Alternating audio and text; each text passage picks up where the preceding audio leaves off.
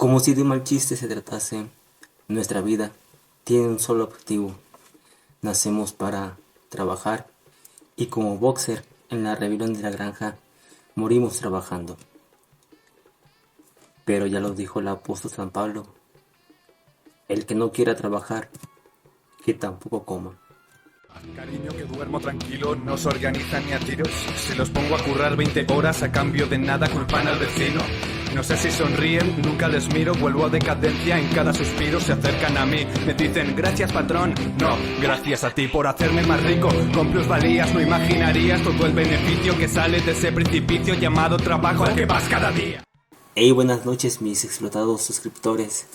Una disculpa por este periodo tan largo de vacaciones, pero al igual que ustedes, o muchos de ustedes, tengo que trabajar. Tengo este mal vicio de tener hambre y pues, la única manera de poder subsistir es vender mi tiempo al sistema capitalista. Pero en fin, el libro que les traigo hoy, se los prometí en el último video, se llama Trabajos de mierda, una teoría. Se trata de una investigación científico-social de corte antropología, elaborada por el extinto antropólogo y activista estadounidense David Rolf Graeber. Como datos técnicos, la versión que hoy les comparto es la edición electrónica adquirida desde la plataforma de Google Libros, bajo el sello editorial de Ariel. Publicada el 9 de octubre de 2018, consta de 432 páginas. Su precio oscila entre los 109 y 300 pesos mexicanos y su versión en física se puede encontrar desde los 500 hasta los 600 pesos. El libro se estructura en 7 capítulos: sinopsis, dedicatoria, prefacio, agradecimiento, bibliografía, notas y créditos. Pero no se preocupen, ya que a pesar de tratarse de una investigación académica, puede leerse sin ningún problema, porque no usa muchos tecnicismos ni complicaciones metódicas. La metodología en sí que el autor usó fue a partir de la encuesta, una parte de etnografía a través de las redes sociales. Aunque muchos maestros de la academia hoy en día critican esta forma de investigación, para muchos antropólogos es una herramienta básica en el trabajo que ellos construyen, porque así pueden acercar su mirada objetiva a mucho más espectros de la sociedad. O sea, quiere decir que no solo se pueden enfocar en un sector. Por ejemplo, yo no solo me enfocaría en Zapopan. Puedo hacer una pregunta y lanzar al aire y recibiré muchas respuestas de otros países e incluso de lugares a los que jamás visitaré sobre un tema, y a partir a partir de las respuestas construir un marco teórico que me permita realizar una hipótesis o contestar una hipótesis y formular una investigación de la misma. Y por ende, al no usar términos tan científicos, el autor acerca al lector las experiencias de muchas personas acerca de su trabajo y cómo estos repercuten en su quehacer cotidiano día a día. No usa mucha jerga antropológica, por lo que el libro se lee muy fácilmente, excluyendo una que otra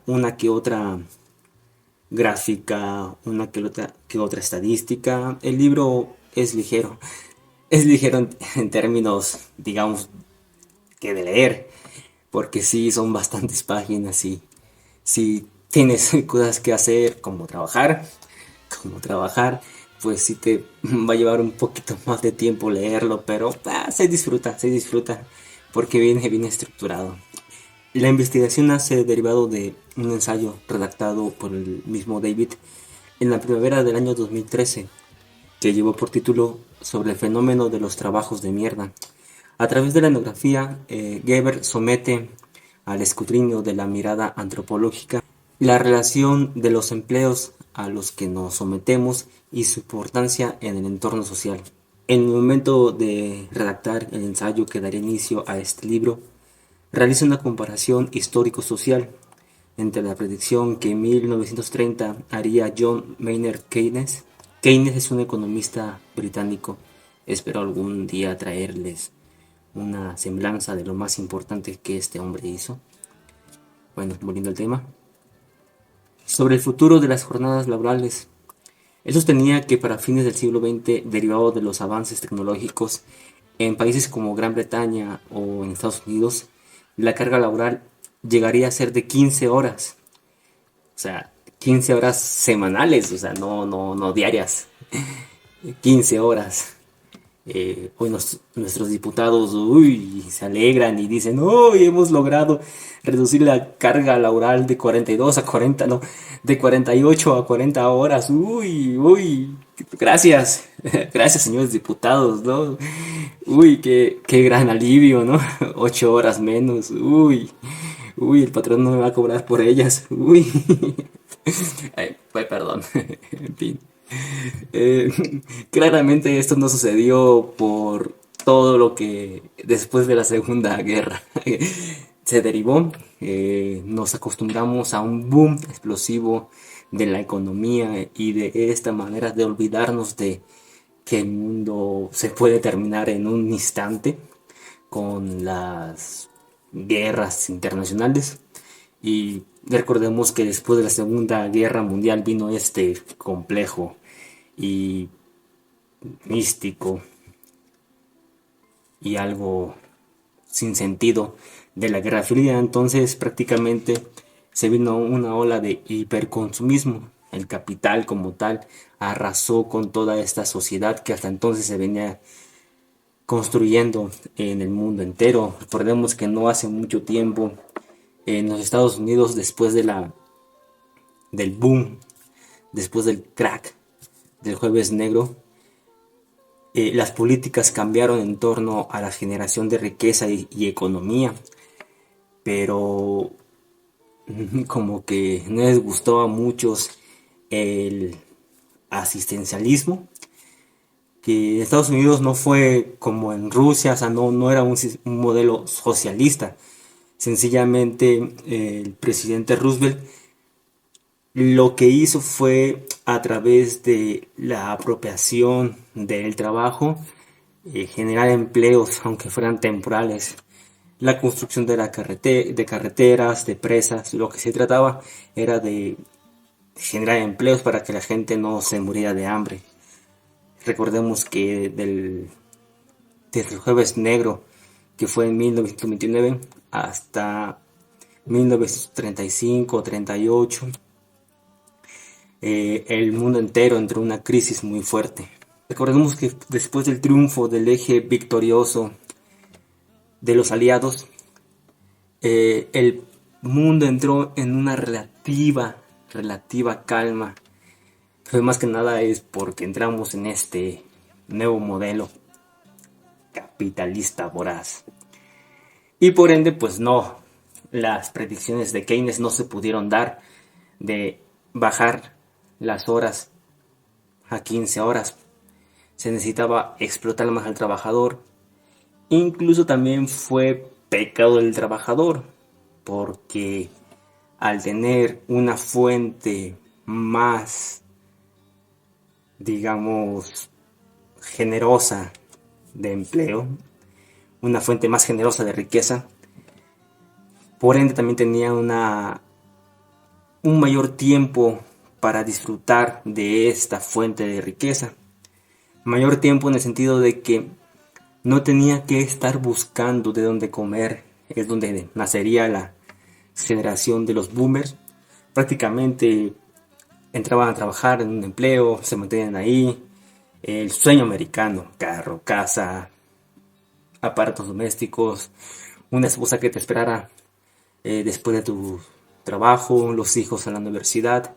En fin, no se pudo reducir porque el empleado, el trabajador, necesitaba justificar el porqué de ese trabajo. Volviendo al autor, posteriormente el autor nos otorga una definición de lo que es de lo que él considera trabajos de mierda. Citando: Él sostiene que un trabajo de mierda es un empleo tan carente de sentido, tan innecesario o tan pernicioso que ni siquiera el propio trabajador es capaz de justificar su existencia. ¿No le suena? A pesar de que como parte de las condiciones de empleo, dicho trabajador se siente obligado a fingir que no es así. O te lo justifica, ¿no? O sea, los diputados y toda nuestra clase política justifica su existencia día con día. Y luego te traen diversión para que no te preguntes por qué. Bueno, David divide en 5 categorías a este tipo de trabajadores: los lacayos, esbirros, parchadores, marcacasillas y supervisores. Continúa definiendo cada uno de ellos. En concreto, dice que los lacayos son trabajos que existen exclusiva o principalmente para hacer que otra persona parezca o se sienta importante. ¿No le suena?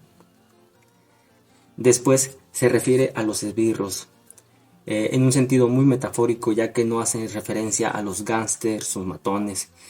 Es sencillamente una crítica al que el cuerpo armado e inútil del Estado se pronuncia en el sentido de que el ejército son esbirros porque esos empleos existen porque otros países tienen ejércitos. Si otros países no tuvieran ejércitos, no existirían. Y después alguien vendrá a decir: oye, pero no mames, no puedes pensar eso. Tenemos que estar listos y preparados para la guerra, para defender a la nación. Sí, o sea, pero existen sin estar en guerra. Algunos dirían que estamos armados en estos tiempos de paz armada. En tercer lugar, nos habla de los parchadores, los cuales son trabajos que solo existen porque las empresas producen defectos y tiene que haber alguien que los solucione. Pero si estos defectos no se producieran, no existirían. Y entonces aquí viene una crítica porque dice: ¿cómo puede haber un defecto si se supone que tienes toda una cadena de procedimientos? Entonces, ¿para qué quieres un parchador? Prácticamente lo que David aquí dice es que, o una de dos, los proyectos no se realizan bien, no son muy bien adecuados, o esos parchadores sirven para tapar los errores que no estaban previstos. Y luego nos habla del término de marcacasillas. Es un empleo, es un término muy fácil. Dice que este empleo es sencillamente, hay empresas que quieren decir que tienen trabajadores, que están dando trabajo y ya, o sea, esos trabajos ni siquiera tienen una razón, una normativa. O es, por ejemplo, cuando de repente a una institución le queda mucho presupuesto y dice: oye, pues contratamos a personal temporal para que hagan estas actividades, para que vayan y rieguen los arbolitos, para que vayan y hagan entrevistas, para que vayan y hagan encuestas. Pero en realidad no se utilizan porque si la empresa o la institución ya tiene delimitadas sus funciones, estos trabajadores están de más. Por último y no menos importante, y creo que el más castrante, lastrante y sin razón de existir, un total desperdicio de recursos humanos, si así lo quieres manejar. ¡Oh! Los supervisores. Uy, no manches, ¿no? personas que se dedican a supervisar lo que haces. De repente me recuerdan mucho a este meme donde está el supervisor A, supervisor B, supervisor C, supervisor D y por último está Leopoldo jodiéndose, ¿no? Cavando el hoyo y siendo el único que está ahí, haciendo un agujero sin sentido alguno, pero en fin, ¿no? El supervisor sintió que ya supervisó al supervisor B, ¿no? O otra manera que es muy graciosa, el supervisor A recibe una orden del gerente, este se la comunica al supervisor B, estando presente Leopoldo, que a su vez se la comunica al supervisor C, a su vez al supervisor D y luego al supervisor E, y durante todo este trayecto y durante toda esta trayectoria de estar comunicando y subcomunicando la orden, Leopoldo ya escuchó la orden, ¿no? O sea, ya escuchó que tiene que ir y cavar una zanja para... No sabe con qué propósito, solamente tiene que cavar la zanja. Pero ya escuchó la orden que llegó el gerente y escuchó una y otra y otra y otra vez cómo se iba repitiendo la orden. Pero curiosamente, cada que la orden iba pasando, un tipo de teléfono descompuesto, alguien le iba aumentando algo más, ¿no?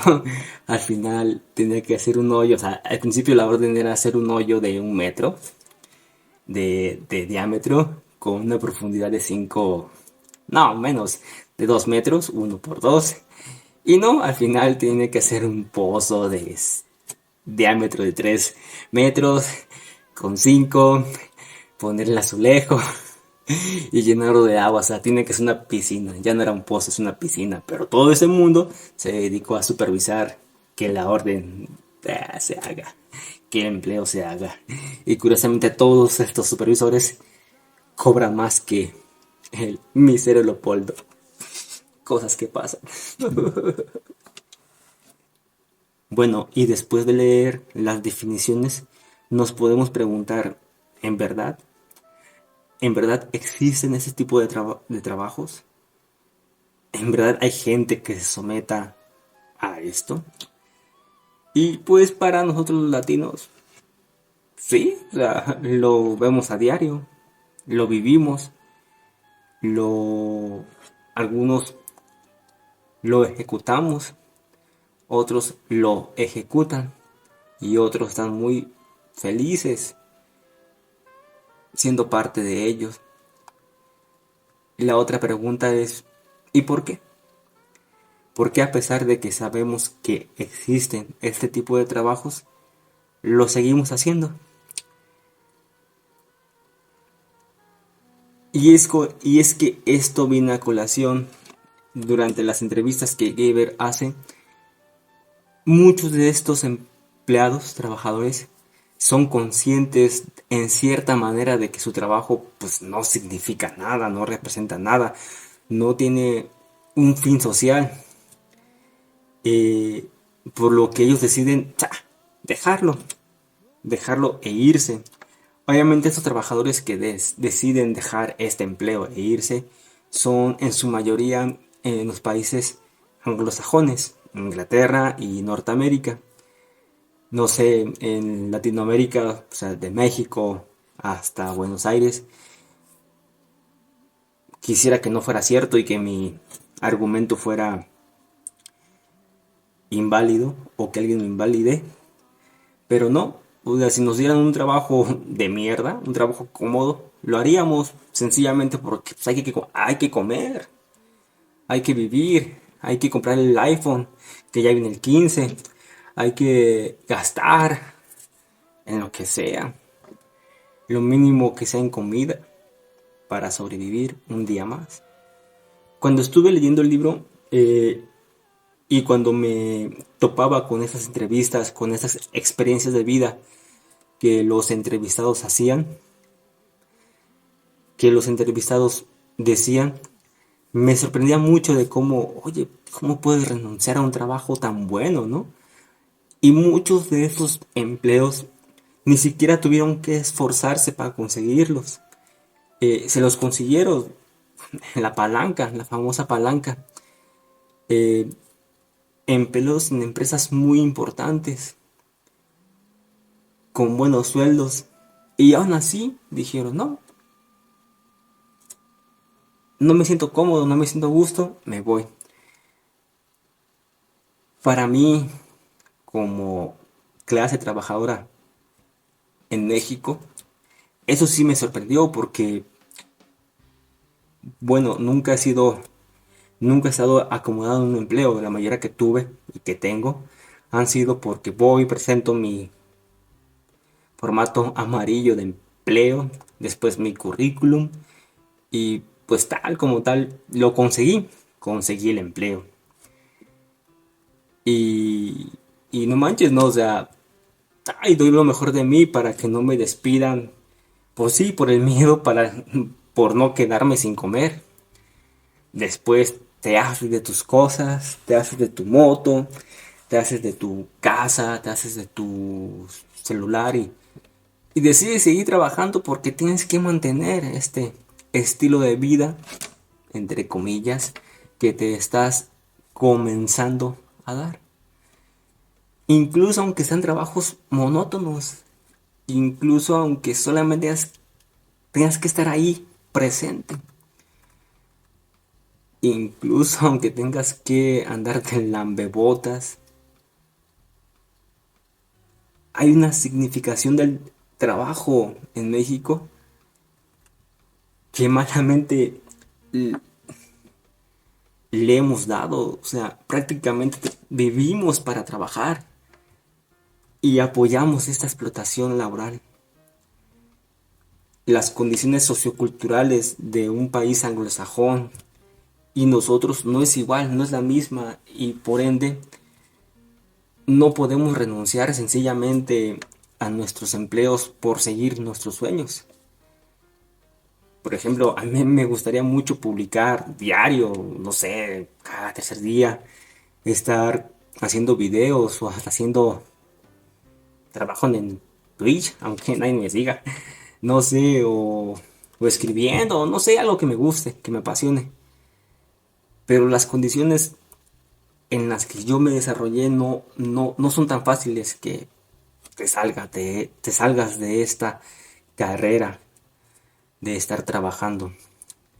Pero a la mayoría de estos jóvenes que contestaron la pregunta de David, se les hizo muy fácil dejar su empleo y dedicarse a la música, dedicarse al cine, al teatro, pero en fin. Porque si incluso tuviste la oportunidad de cursar estudios superiores, hoy en día es muy difícil que te acomodes en lo que estudiaste, al menos que tengas un buen padrino, una buena palanca y te ayude ya sea a entrar a una institución o entrar a una empresa. Y algunos dirán, no, no jodas, no es cierto, lo que tú dices es una falacia abdominen, porque no se da así, las relaciones laborales no son así, no engañes a tu público. No puedes entrar por palancas. A lo que yo te digo, hablando desde mi posición y desde mi estado, Jalisco, ok, te la pongo fácil. Ve y pide empleo a la Comisión Federal de Electricidad. A nivel institucional, ve y pide empleo a la comisión. O ve y pide empleo como médico, enfermero, en toda la área de salud. Ve y pide empleo al hospital Country o al hospital Puerta de Hierro.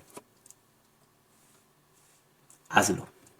Y es precisamente esta discusión en la que el autor trae a la mesa, la hace visible, el elefante blanco en la habitación.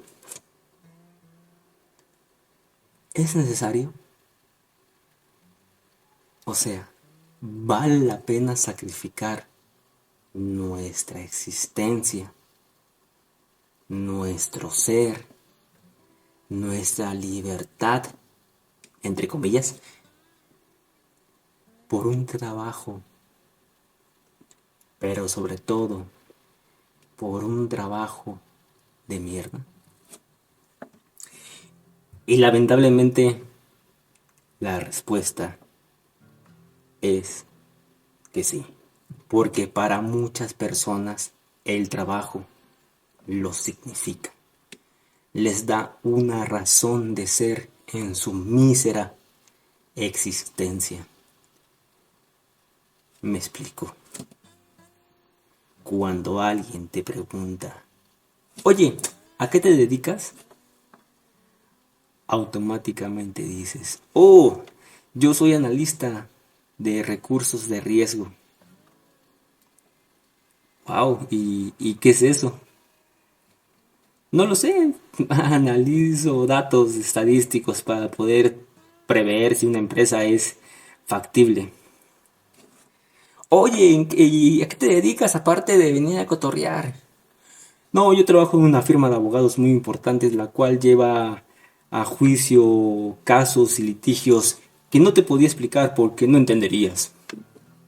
Ok. Oye, la otra vez vi que subiste en tu perfil una foto vestido de policía. Ah, sí, quiero que sepas que yo trabajo en la Policía Municipal de Zapopan. Pero no te preocupes, no te preocupes, no pasa nada, seguimos siendo amigos.